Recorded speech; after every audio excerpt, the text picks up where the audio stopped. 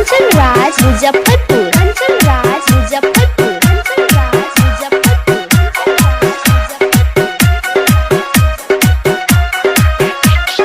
होली में हम गइले नानी भैया ससुरारी, होली में हम गइले नानी भैया ससुरारी। रंग डालब हम गुलाबी, रंग डालब हम गुलाबी। जगह बाटे खाली रंग डाले तू सहाले। होली में हम गइले रहनी भैया ससुरारी, होली में हम गइले रहनी भैया ससुरारी। रंग डालब हम गुलाबी, रंग डालब हम गुलाबी। जगह बाटे खाली रंग डालब हम गुलाबी। क्या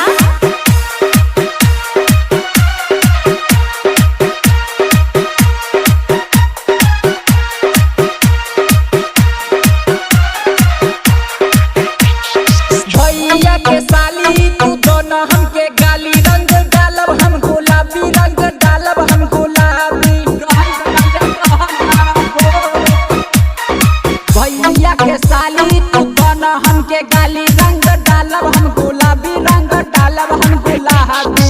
मूड बनल बा रंग डालब तो के साली, मूड बनल बा रंग डालब तो के साली। रंग डालब हम गुलाबी, रंग डालब हम गुलाबी। जगह बाटे खाली रंग डालब तो के साली। Mix by Kanchan Raj Muzaffarpur, Kanchan Raj Muzaffarpur, Kanchan Raj Muzaffarpur.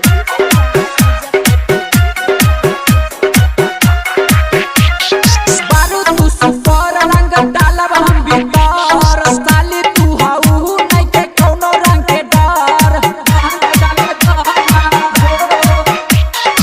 बारू तू सुपर रंग डालब हम भीतर। रानी तू हाउ नहीं के कौनो रंग के डर। पिचकारी से रंग डालब केहू नहीं बोली, पिचकारी से रंग डालब केहू नहीं बोली। रंग डालब हम गुलाबी, रंग डालब हम गुलाबी। जगह बटे खाली रंग डाले तू सहाली। Mix by Kanchan Raj Muzaffarpur, Kanchan Raj Muzaffarpur, Kanchan Raj Muzaffarpur,